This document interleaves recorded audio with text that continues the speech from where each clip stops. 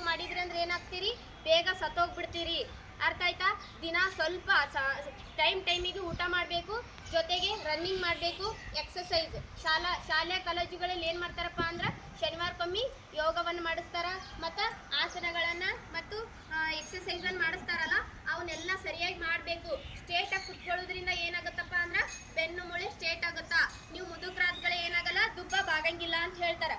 ಇವತ್ತು ನೈಸರ್ಗಿಕವಾಗಿ ದೇವರು ನಮಗೆ ಕೊಟ್ಟಿರೋ ಕಣ್ಣು, ಮೂಗು, ಕೈಕಾಲುಗಳನ್ನು ನಾವು ಎಕ್ಸಸೈಸ್ ಮಾಡುವುದರ ಮೂಲಕ ಏನು ಮಾಡಬೇಕು, ಕಾಪಾಡ್ಕೊಳ್ಬೇಕಾಗುತ್ತಾ.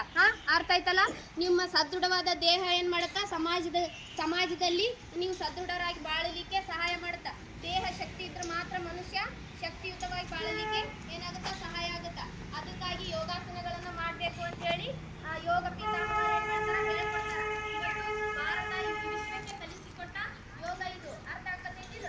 ಎಲ್ಲರೂ ಸರ್ ಹೇಳಿದಾಗೆ ಅವ್ರು ಏನೇನು ಹೇಳ್ತಾರೆ ಎಲ್ಲ ಪರ್ಫೆಕ್ಟ್ ಆಗಿ ಮಾಡ್ಕೊತಾ ಬರ್ರಿ. ಯಾಕಂತ ಗೊತ್ತಾಯ್ತಲ್ಲ?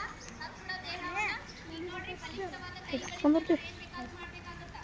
ಕೈಯಲ್ಲಿ ಶಕ್ತಿ ಇರಲಿಲ್ಲ